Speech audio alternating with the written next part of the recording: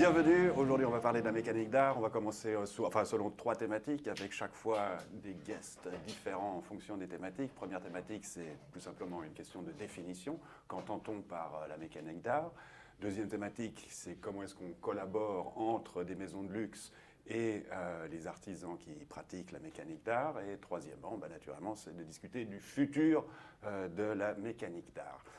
Pour commencer, on va juste rappeler où on se trouve. Donc, on est à la Maison de la Mécanique d'Art de Genève, qui est un répondant de l'association Mécart qui se trouve à Sainte-Croix. Et avant peut-être juste de commencer, j'ai une question pour toi, Denis, sur justement précisément le lien entre l'endroit dans lequel on est et cette association. Mais dans un premier temps, est-ce que vous pouvez peut-être juste vous présenter, parce qu'on est là, on filme tout ça. On va laisser une petite trace de cet après-midi. Et je pense que ça vaut la peine que, effectivement, brièvement, vous puissiez vous présenter. Merci beaucoup. Il faut parler dans le micro? Il faut parler dans le micro, il n'y a pas de haut-parleur, c'est juste pour être sûr qu'on enregistre bien. Alors, Rima Ataet, merci beaucoup. Je suis restauratrice du patrimoine, spécialisée en métal et en horlogerie ancienne à Besançon. Très bien. Monsieur Denis. Denis Flageolet, au départ horloger en restauration d'horlogerie ancienne, puis par la suite constructeur, concepteur, inventeur, fondateur de Devetune. Vous pouvez garder chacun un micro des deux côtés. Fiona Kruger, artiste, designer, enseignante, voilà, juste créatif. Et je suis tombée dans ça complètement par accident. Oui, bonjour. Pascal Simon, archéologue, plutôt intéressé dans les questions identitaires.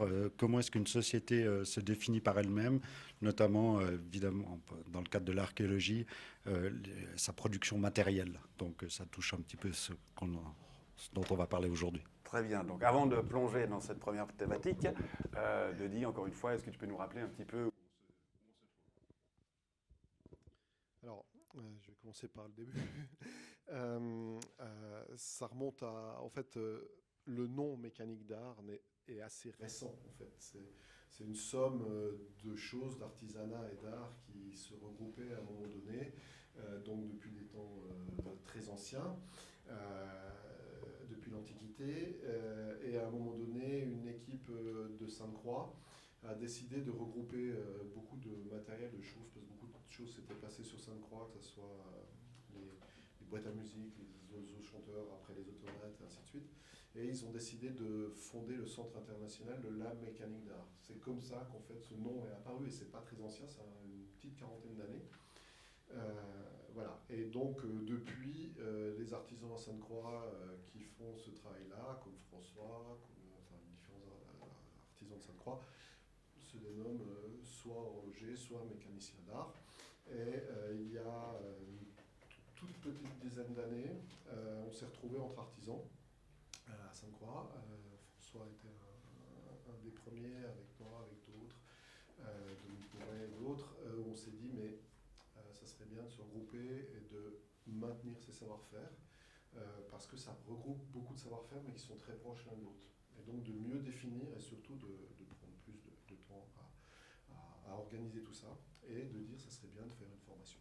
Donc nous avons fondé l'association Mécart, nous avons organisé une formation, et cette association Mécart a tendance à s'étaler, puisque maintenant on est dans la Maison de la Mécanique d'Art à Genève. Pour nous c'est important de faire connaître justement tout ce savoir-faire, et c'était important de pouvoir justement faire ce type de rencontres, accueillir des expositions, organiser. Je te remercie d'ailleurs Marc-André d'avoir cette idée magnifique de dire je viens, je suis là, je suis présent, et je vais être dans les premiers à lancer un petit peu la perche de communication là-dessus. Et donc maintenant dans cette maison de la mécanique d'art, j'espère qu'on va continuer à faire plein de choses, et c'est très intéressant qu'elle soit à Genève, puisque l'inventeur, c'est pas tout à fait validé, mais l'inventeur a priori de la boîte à musique est Monsieur Favre, et après ça s'est seulement fabriqué à Sainte-Croix, pas tout de suite, c'était d'abord à Genève. Voilà, donc... Très bien. Alors, première question de base, qu'est-ce qu'on entend par mécanique d'art? L'horlogerie, c'est aussi de l'art mécanique. Donc, où est-ce qu'on place le curseur? Qu'est-ce que la mécanique d'art? No pressure. On va y aller tranquillement. Effectivement, la mécanique d'art, c'est, je pense, un ensemble de choses. Peut-être que je vais quand même commencer par dire que la définition fermée, close et définitive ne va pas avoir lieu aujourd'hui. Tant mieux. Voilà, et j'espère qu'elle ne sera jamais finie. En tout cas, de mon point de vue, parce qu'encore une fois, je donne toujours mon point de vue, hein, je ne vais pas donner le point de vue de quelqu'un d'autre, mais mon point de vue, la mécanique d'art, c'est une somme, en fait, et c'est même plus qu'une somme, c'est plus une symbiose, une harmonie, entre, on va dire, une machine mécanique, en tout cas un mouvement d'origine mécanique, et une intention d'émotion, de partage. C'est à la fois un créateur et à la fois quelqu'un qui reçoit en fait en face cette pièce. Voilà, c'est une première Approche. et j'espère qu'elle va être complétée par mes collègues. Fiona? Ouais, non, je suis assez d'accord avec ça. Pour moi, ce qui est intéressant, c'est que quand on dit mécanique d'art, si on n'est pas de ce monde, ça donne un peu une suggestion de ce que c'est, mais ça n'explique pas vraiment. Mais c'est vraiment un alliage entre l'art et la partie mécanique. Et c'est assez rare, en fait, de trouver des gens qui ont des cerveaux qui peuvent faire un peu ce ping-pong entre ces deux mondes, qui ont l'air peut-être complètement opposés, parce que quand on dit mécanique, il y a des règles, il y a les lois de la physique où il faut que ça marche. Et quand on dit art, on touche à quelque chose qui est plus intuitif, qui a un côté vraiment humain. Et je pense qu'aujourd'hui, on privilège beaucoup l'intellect, parfois trop. Et c'est pour ça aussi que pour moi, cette définition, je suis assez d'accord que je pense qu'elle va évoluer avec le temps. Je pense qu'elle va évoluer en fonction de nos valeurs en tant qu'humains, comme l'idée du luxe. C'est un mot que j'ai beaucoup de mal en fait avec ce mot, mais en fait, cette définition, elle change avec le temps parce que c'est en lien avec nous en tant que société. Et ce qui est intéressant, c'est que la valeur des pièces évolue avec nos valeurs à nous. Donc on peut voir ça par rapport aux pièces anciennes et aux pièces contemporaines qui commencent à être créées. Et la vision qu'on a pour le futur, en fait, que c'est des objets pour moi qui sont des objets métaphysiques, en fait. Elles peuvent exprimer quelque chose plus que juste l'objet.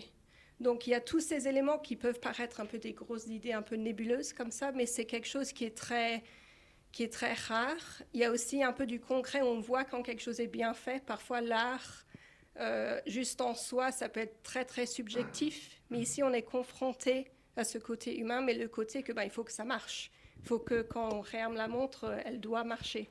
Mais on a cet objet qui est endormi, qui nous attend, et puis nous on vient, on lui donne notre énergie, et en retour, elle nous raconte une histoire, elle nous joue une mélodie, elle nous dit le temps. Et il y a ce côté magique que moi, je n'ai pas trouvé dans d'autres domaines. Donc, c'est une grosse explication, mais c'est pour ça que c'est difficile à définir, mais il y a des caractéristiques un peu qu'on peut retrouver quand même, je pense. Et avec une perspective peut-être plus historique? Oui, alors plus historique, en fait, je crois que si on se place du point de vue de l'histoire, en fait, l'histoire, elle sélectionne les choses. Elle les garde ou elle ne les garde pas. C'est-à-dire qu'il y a des œuvres qui partent dans la poubelle du temps.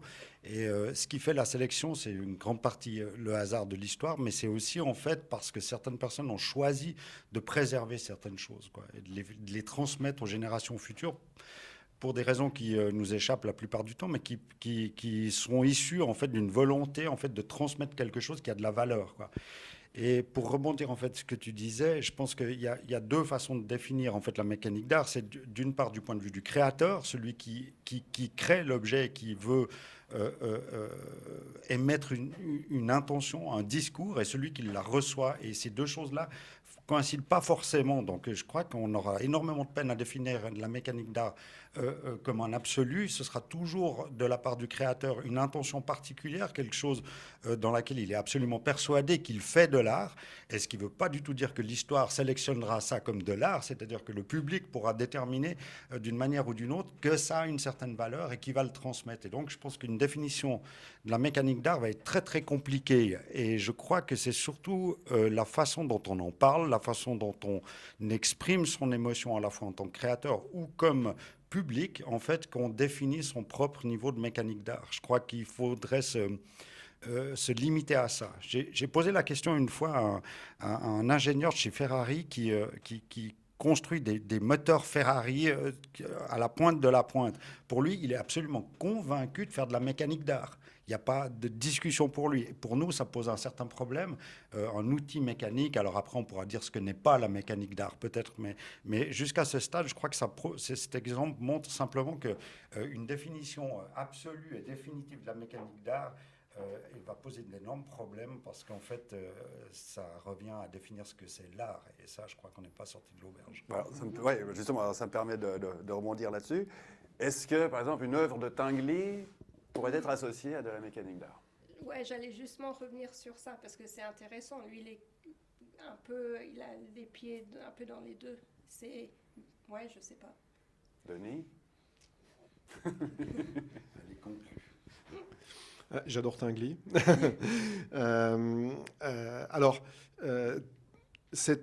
Tinguely fait de la sculpture mécanique, hein, sans aucun doute. Entraîné par un moteur en général électrique, même s'il a beaucoup de mouvements mécaniques. Donc si je reviens un peu vous avez parlé d'émotion, vous avez parlé d'une grande ouverture, de ne pas la définir totalement, et de peut-être dire ce qui n'en est pas, ou ce qu'on a. Ce que je vois, c'est que c'est tout aussi difficile de dire ce qui n'en est pas de ce qui en est. À l'heure actuelle, si je reviens un petit peu plus dans une définition pratique, on sait ce qui est sûr d'y être, donc tous les objets mécaniques motorisés par un moteur mécanique, que ce soit les automates, les boîtes à musique, des horloges, peuvent faire partie, en tout cas pour la partie mécanique, de la mécanique d'art. Après, sur le côté artistique, là aussi, on arrive vers un problème. Est-ce que ça amène une émotion? Est-ce que l'objet en tant que tel? Donc c'est très très difficile de faire une sélection. Il y a un monde qui est très ténu entre la sculpture mécanique et la mécanique d'art. De même qu'il y a un monde qui est très ténu entre l'horlogerie et la mécanique d'art. On sait qu'ont été reconnus au patrimoine immatériel de l'humanité l'horlogerie et la mécanique d'art, qui a été séparée dans une vision qui, à mon avis, n'est pas encore... c'est là qu'on voit que peut-être c'est pas encore très clair pour tout le monde. Mais pour moi, l'horlogerie fait partie de la mécanique d'art, clairement. Alors après, on peut définir en disant oui, alors les pièces uniques, les pièces en micro-série qui ont été faites de façon artisanale, qui ont une décoration particulière, où on a travaillé vraiment un esthétisme, on a fait des recherches, on veut donner l'émotion, peut-être, bien sûr, va donner l'impression que c'est beaucoup plus qu'une montre mécanique comme on la connaît, simple, efficace, fiable, qui permet de chronographier un temps ou d'aller sous l'eau. Mais là aussi, ça peut être, c'est très ténu. Donc je pense que ce qui est plus facile pour la définition de la mécanique d'art, c'est justement cette définition dont vous venez de dire tous les trois. C'est celui qui le fait, qui a cette sensation de le faire au mieux, de le faire de façon la plus intense possible pour transmettre une émotion la plus intense possible. Dans ce cas-là, il va faire de la mécanique d'art. Et celui qui va la recevoir, qui va l'apprécier maintenant ou dans 1000 ans, et qui va dire « Waouh, ça, c'est de la mécanique d'art ». Maintenant, faire des cases et mettre les pièces dedans, je ne pense pas que ça soit très possible. Néanmoins, la notion de bienfacture, c'est une sorte de dénominateur commun, malgré tout, non?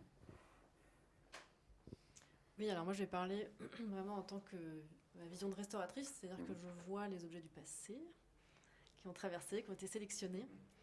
Et alors, évidemment, il y a de tout, mais ce qui est très intéressant, c'est finalement ce qu'on sélectionne, c'est ce qui va parler, en fait. Et qu'est-ce qui va parler? Souvent, c'est donc la main et l'intention à travers les objets. En fait, il y a peut-être quelque chose que j'ai oublié de dire au tout début sur l'importance en fait, de cette définition, c'est qu'on a quand même un objet qui va prendre vie sans nous.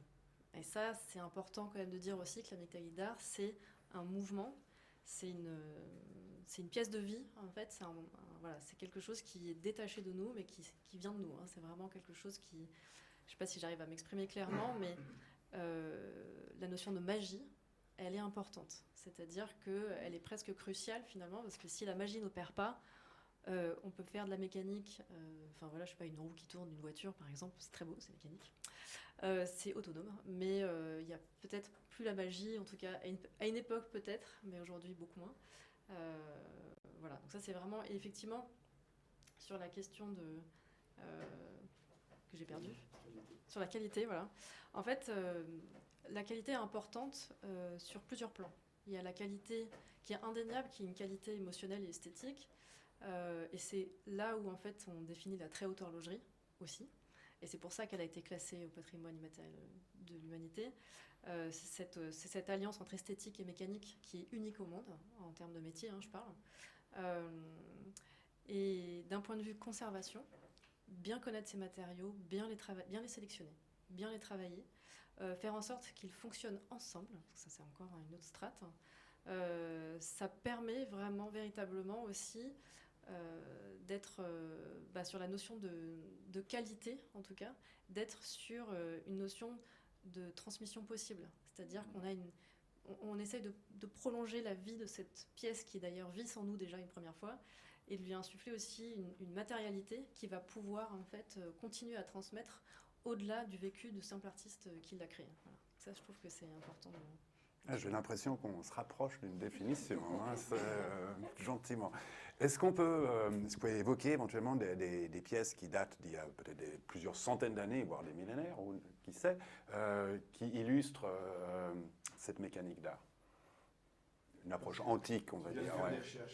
Voilà. Oui, c'était un peu orienté. Non, en fait, ce qui me semble important de souligner, c'est qu'en fait, il y a certains objets qui ont été créés de manière très très pratique, qui ont été retrouvés, par exemple dans le cadre d'une archéologie de sauvegarde, qui ont été retrouvés, qui ne sont pas compris, c'est-à-dire entièrement compris. On ne sait pas exactement comment ils ont été ni construits, ni conçus, ni quelle fonction ils avaient, même si on en retrouve certaines parties, et qui sont perçus comme des pièces d'art, en fait, à part entière.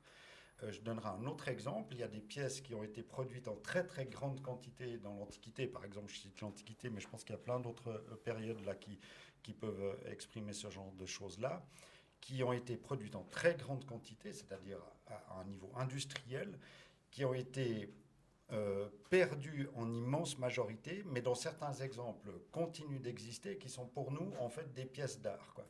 Et ça, je pense que c'est très important de se souvenir que a posteriori, il y a des choses qui nous échappent, mais qui étaient à la base des objets complètement utilitaires, qui répondaient en fait à des besoins quotidiens, qui se sont avérés des pièces artistiques par la suite. Et puis il y a des pièces aussi qui sont conçues dès l'origine comme étant à la fois utiles et belles. Et là, la bienfacture a quelque chose de très important à jouer, quoi. C'est-à-dire qu'il y a une volonté supplémentaire d'ajouter à l'utile en fait du beau, quoi. Et ça, c'est quelque chose qui me paraît extrêmement important de souligner, c'est qu'il y a une notion esthétique là derrière, derrière la bienfacture et l'émotion. Il y a une notion d'esthétique. Alors on peut discuter de l'esthétique des heures, ça c'est pas la question ici, mais il y a cette capacité à s'émouvoir sur des pièces que l'histoire nous a transmises. Et donc ça pose la question maintenant, en fait, quand on fabrique et quand on fait des pièces aujourd'hui, quels sont les besoins en fait qu'on cherche à exprimer au travers de ces pièces-là? Moi je crois que c'est très très intimement lié en fait à l'image qu'on veut donner de nous-mêmes, à l'image qu'une société tente d'émettre autour d'elle, et plus encore là maintenant pour des métiers qui touchent en fait à des métiers plus traditionnels, à ce qu'elle veut transmettre, quoi. Et ça me semble être très, très important de souligner. Mais je crois que j'ai pas tout à fait répondu à la question. J'aimerais juste peut-être rebondir aussi sur ce que vous venez de dire. Est-ce que vous pouvez donner justement des exemples concrets qui illustrent vos propos d'avant? Oui, par exemple, les amphores produites à Athènes en très très grande quantité à figure noire, c'est des œuvres qui étaient parfaitement maîtrisées par toute une série de peintres dont on connaît la plupart des noms. On ne sait pas quelle a été leur biographie, on ne sait pas du tout comment est-ce qu'ils ont vécu. Par contre, on connaît leur signature. Ils ont produit énormément de quantités de céramique, on le sait par le nombre d'ateliers de potiers qu'on a trouvés. On trouve quelques exemplaires dans les tombeaux étrusques qui par hasard, ont pu maintenir en fait ces pièces entières parce qu'elles étaient dans des conditions particulières, qu'elles avaient été sélectionnées par une autre civilisation comme étant des pièces qu'on emmenait dans sa tombe en fait pour visiter l'au-delà. Et donc en fait le potier à la base il est conscient de faire quelque chose de très très beau. Par contre ce qui donne en fait le statut d'œuvre artistique, c'est la réception qu'en font les Étrusques au moment où ils les mettent dans leur tombe. Ça c'est un premier exemple. Ou bien par exemple l'astrolabe de l'épave de Cythère par exemple. Il y a un astrolabe qui a été retrouvé, on sait comment fonctionnent les astrolabes. Par contre, on n'est pas du tout au courant en fait de toutes les fonctions ni comment les calculs avaient été faits. Et quand on voit une pièce comme celle-là, on se dit mais mon Dieu, ça nous dépasse complètement. Et là, ça devient de l'art. Donc il y a aussi ça aussi qu'il faut peut-être souligner, c'est que les choses émettent de la magie, comme tu disais, à partir du moment où on accepte de pas les comprendre, quoi. Il y a une démarche psychologique aussi derrière, c'est-à-dire là, peut-être tu en parleras avec les mouvements qui sont apparents, quoi. Mais je crois que tant que les mouvements n'étaient pas apparents ou enfermés dans des cabinets devant lesquels il se passait quelque chose et le public regardait les choses sans comprendre ce qu'il y avait à l'intérieur, alors la magie opère et on accepte par ce truchement, en fait, se projeter dans un monde qui non pas rationnel, tu parlais de rationalité, mais dans un monde en fait qui devient magique, mystérieux en fait, c'est les mystères de l'Antiquité et qui nous projette dans un univers en fait qui nous fait rêver, quoi. Et ça je crois que c'est très très important. Par contre, moi je suis pas tout à fait d'accord avec ça, désolée. Oui, pas de souci, pas de souci. On est là pour ça, c'est bien. Non, mais c'est juste la partie d'avoir le mécanisme caché et que c'est ça qui fait partie de la magie. Ça, je comprends, mais en même temps, pour moi, il y a quelque chose qui est encore plus magique, par exemple. Si je vais chez l'atelier de François, et puis on voit les pièces qu'il fait, et il arrive à faire bouger des bouts de métal comme si elles ont une âme, en fait. Et je vois comment les cames et tout bougent. Mais pour moi, ça m'hallucine qu'il arrive à rendre humain et émotionnel quelque chose qui est complètement inanime ou c'est juste du métal en fait. Et le fait qu'il arrive à le faire et que moi j'arrive à voir que c'est juste des bouts de métal, ça le rend encore plus magique parce que c'est comme la touche d'un peintre sur un canevas, le fait qu'il arrive à le faire.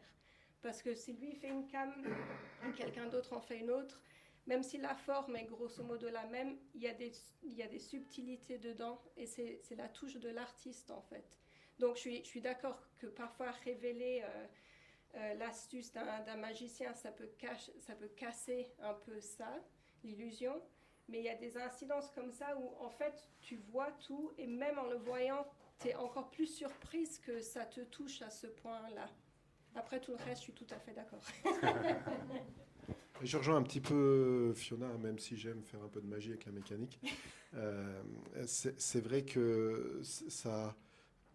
Quand on voit les mécanismes de François, alors bien sûr quand on se penche dessus un petit peu plus, on peut comprendre, peut-être toi, ça, voilà, tu dis moi je comprends pas, moi je les comprends, mais la première sensation, la première impression, c'est une impression d'alchimie en fait, c'est vraiment une impression, voilà. Et je crois qu'une des parts dont on n'a pas parlé, mais qu'on pouvait retrouver aussi sur les automates clepsydes de l'Antiquité, c'est la part du sacré qui va avec. Et je crois que ce qui se passe beaucoup maintenant avec l'intérêt qu'on peut avoir à la mécanique d'art, et dans sa définition, c'est que toute la partie scientifique, mécanique, technique que l'on a vécue depuis le début du siècle des Lumières jusqu'à maintenant, je pense que l'humanité a aussi, donc, et de sa désacralisation, de ce côté magique, a envie de revivre un peu de sacralisation autour de ça et de montrer qu'en fait, le travail intellectuel et manuel spécifiquement sur un objet technique et mécanique pousse en fait si on se dépasse, pousse à emmener l'objet vers le sacré en fait. Et je pense que c'est aussi une des parties de la référence que l'objet va tenir en lui plus tard pour se faire découvrir ou pour se faire... Est-ce que tu pourrais donner quelques exemples, désolé d'être un peu concret, mais justement d'objets qui illustrent ces propos, que ce soit de la période moyenâgeuse, Renaissance ou un peu plus tard? Vas-y. Moi j'aime bien le coq de Strasbourg. Oui, on peut en parler du coq de Strasbourg, il n'y a pas de souci. Oui, en fait, justement, par rapport à cette... alors, pour rebondir sur la question et sur ce que vient de dire Denis, en fait, ce qui est intéressant dans la mécanique d'art, c'est son universalité en termes de langage. C'est-à-dire que quelle que soit votre culture, quel que soit votre âge, quel que soit votre genre, vous allez de toute façon vivre quelque chose. Et ça, c'est, je pense, aussi un des points clés pour la compréhension de ce que c'est que la mécanique d'art. Ce n'est pas sélectif au niveau de nos connaissances, au niveau de notre identité culturelle. En tout cas, je parle du point de vue de l'observateur, d'accord ? Et donc, pour rebondir sur la question justement de pièces d'époque phares, il faut savoir que ce qu'on appelle les jacquemars, donc je ne sais pas si ça vous parle ce mot, donc c'est des pièces animées qui sonnaient les cloches, donc souvent c'était des personnages.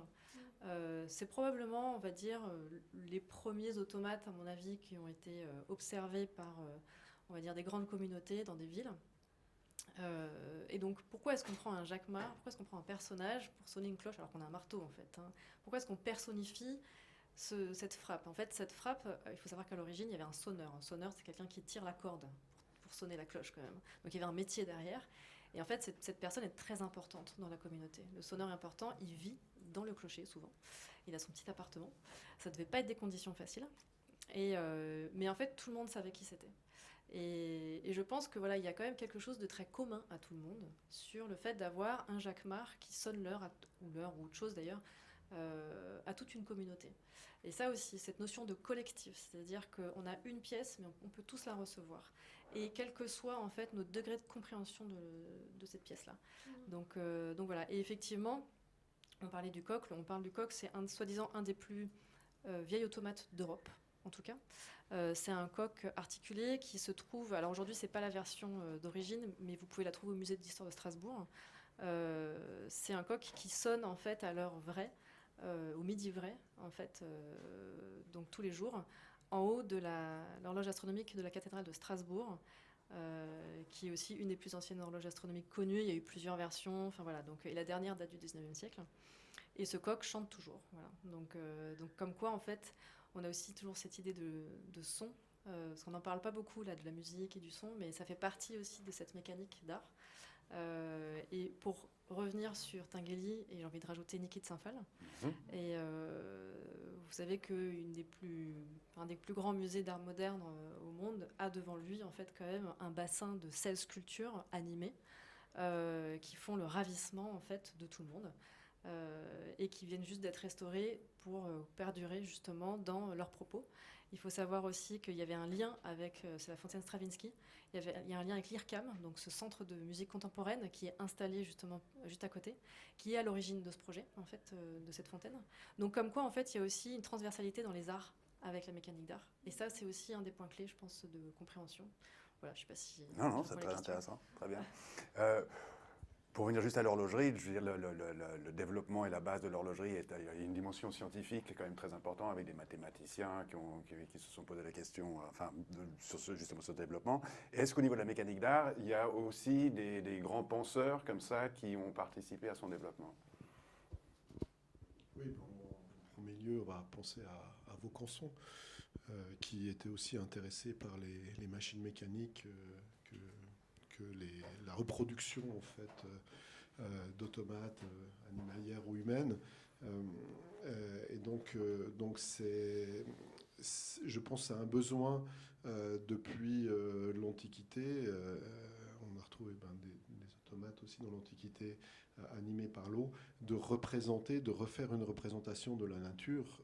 C'est vraiment quelque chose de base. Et quand Fiona dit que le mouvement de la main extrêmement doux, des cames, c'est magique, il faut savoir que derrière, il y a un travail, enfin, c'est des bras de levier, c'est des forces, c'est des frottements, donc des usures, des paires d'énergie, et on travaille avec des objets où on cherche à avoir la minimum de paires d'énergie pour qu'ils aient le plus longtemps de réserve de marche possible, souvent dans des géométries extrêmement réduites. Et tout ça nécessite pas qu'un savoir-faire de magicien ou d'artiste, mais nécessite un savoir-faire de vrais techniciens et de vrais scientifiques. Et donc, bien sûr, les scientifiques se sont penchés sur le sujet. Et on a vraiment besoin de mathématiques pour réaliser des objets mécaniques, qu'ils soient automates, oiseaux chanteurs, horlogers, voilà. Et les engrenages sont tous sur la même base. Enfin, c'est de la physique. Et ça, on l'utilise tous les jours. Soit d'une façon maintenant assez moderne avec des logiciels qui vont vous faire des calculs, soit d'une façon beaucoup plus empirique grâce à notre expérience ou à notre instinct. Ça, je pense que François ne me démentira pas. Des fois, quand je passe derrière un jeune ingénieur qui est sur son 3D et qui calcule tout ça, et puis qu'au premier coup d'œil, on voit un levier, un truc, un machin, on dit non, mais là, laisse tomber, ça ne va pas fonctionner. C'est parce qu'il y a aussi cette expérience-là, mais voilà, c'est des heures et des heures à l'atelier. À se planter, à recommencer. C'est aussi une partie de la définition de la mécanique d'art.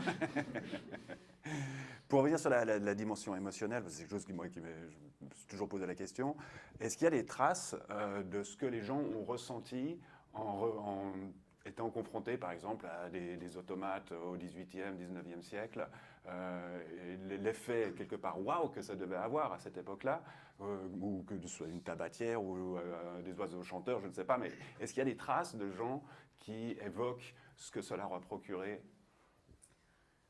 Oui. Alors en fait, je vais citer une source très proche de nous, donc le 19e siècle. C'est Jean-Eugène Robert Houdin. Donc c'est quelqu'un qui était à la fois horloger, et il a été poussé à faire des études de notariat, et puis c'est par son père, donc il a fait. Et ensuite il a pris son premier job, et le patron du premier job est allé prendre. Donc le fils l'a ramené à son père, il a dit il est très bon, c'est un très bon notaire, mais s'il te plaît laisse-le faire de l'horlogerie.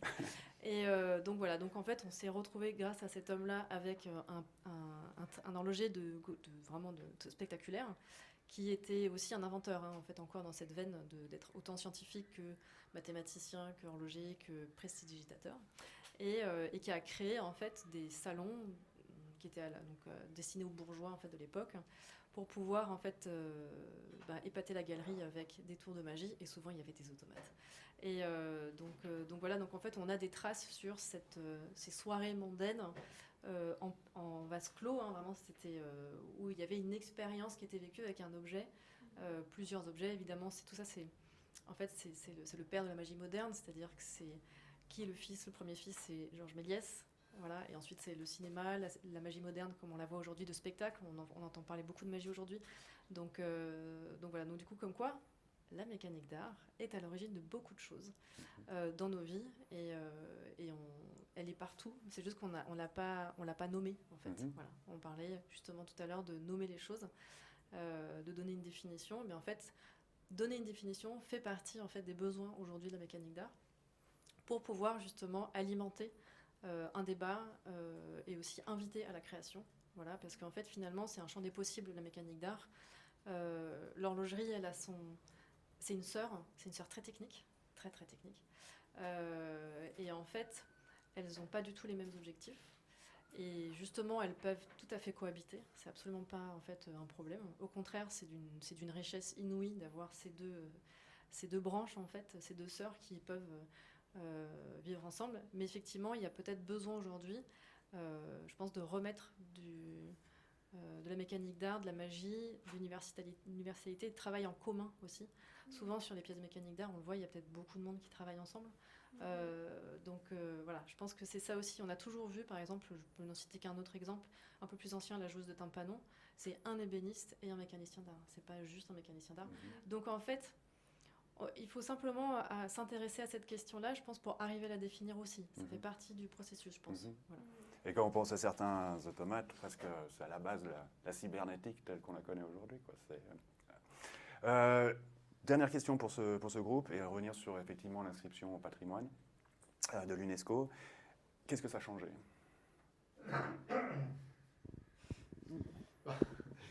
Pour l'instant, je vais dire pour nous, pas grand-chose, parce qu'on est baigné dedans depuis longtemps.